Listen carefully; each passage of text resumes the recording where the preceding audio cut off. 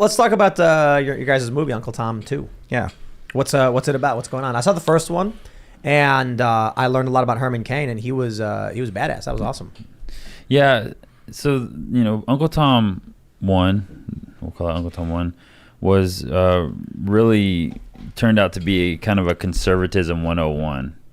I started the film just out of a curiosity of why Black America, when it came to conservative Black America, was treated in such a way. And I think around 2015, 2016, during that cultural climate, the hypocrisy was very real for me. In 2012, Herman Cain, was running for president, and I supported Herman Cain. I thought he was great. And 2 years prior to that, a couple years prior to that, if you didn't support Barack Obama, you were a racist. And so literally one political cycle later, a Black man from the South, from Atlanta, Georgia, runs for president, and he was, a coon and Uncle Tom, all the things. The media completely destroyed him. And that shocked me because at the time I'd never seen the media talk about a Black man that way, because by that time we were already on eggshells. So that kind of started the wanting to make the film. And then as I started interviewing Black conservatives, it kind of just opened up this entire world to me. And I realized there was a lot of diversity. There was a lot of different walks of life within the Black conservative movement. And on that journey, I met Chad Jackson, who was one of the people I interviewed for the film. And he actually became the main subject of the first film. And during that time, we became pretty close friends. And when the film released and it was, we had some success and it was very well received, and we were riding the wave of that, I realized that there was more work to be done. There was more story to tell. And so I asked Chad to come on board with me. And so give us a synopsis on the first one, and then tell us about the first one. I would say was Conservatism 101. We called it an oral history of the American Black conservative. It was basically just establishing the fact that not all Black people are far left Democrats, that not all Black people hate America, that not all Black people view themselves as victims in America. And I kind of think that I would imagine the stereotype, I guess, of the Black community in the church is that they're more conservative outright, but for some reason keep voting with Democrats. They are. And I think part two gets more into the historical lineage of what happened to Black America. And during the process, we take it all the way back to Marx. When our country was on fire a couple of years ago during the BLM chaos, there was an interview that Patrisse Cullors, slipped up and told the world that she was a trained Marxist. And so people sort of like, well, what does that mean?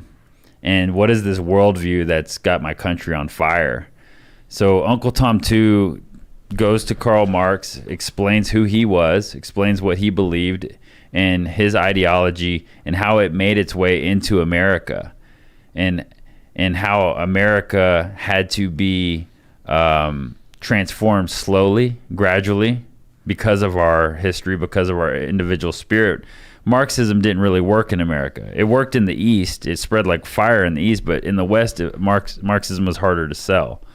Well, it's been gaining a foothold across the board in a variety of fashions. And for America, it's taken a little over 100 years to get where we are. And as we zoom into Marxism, you find that Black America was the low-hanging fruit for that ideology to take hold and to use Black America as its tool for destruction in our country. Yeah. So from our perspective, and Justin's 100% right, for me, what Uncle Tom 2 does is it showcases this era of Black prosperity that we're not traditionally told about in the mainstream media.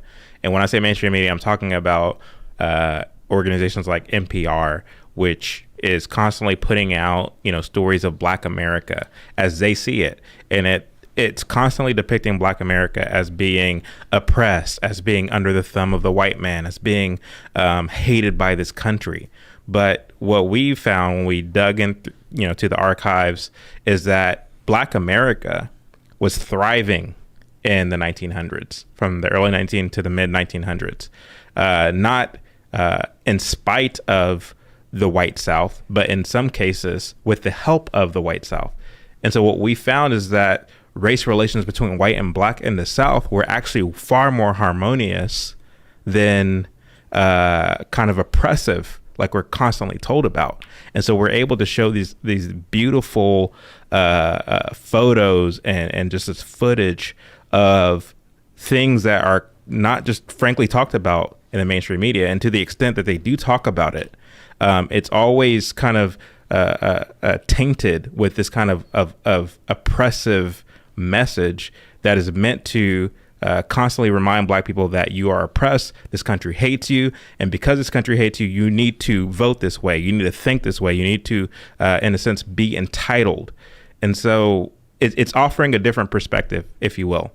The film also shows how, to the extent that you have these so-called Black organizations like the NAACP, like Black Lives Matter, like these organizations that are all about Blackness, asserting Blackness, when you lift up the veil, when you pull back the curtain, what you find behind these so-called Black organizations are white Marxists. Yep. And so it's important to showcase that, because this whole pejorative of Uncle Tom, it's meant to silence individuals like Herman Cain, like Larry Elder, like Thomas Sowell. Because if you listen to Thomas Sowell, if you listen to Larry Elder, if you listen to Allen West, you'll find that these guys actually know what the heck they're talking about. And to the extent that people apply what it is they're saying, they will be benefited not only as Black folks, but as people in general. And so you don't want such a man to have a kind of effect on the masses of people, let alone Black people.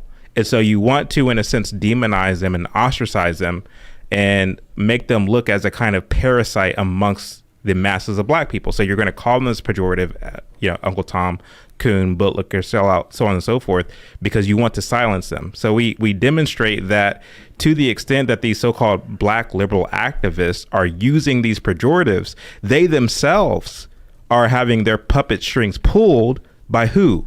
White Marxists. And so at the end of the day, I don't care whether ideology is coming from a white person or a Black person. I don't care, because race isn't that important to me. But to the extent that I can expose that the people behind these so-called Black, pro-Black individuals are actually white Marxists, once we can get that out of the way, then we can have a conversation about what actually matters. And what actually matters is ideology.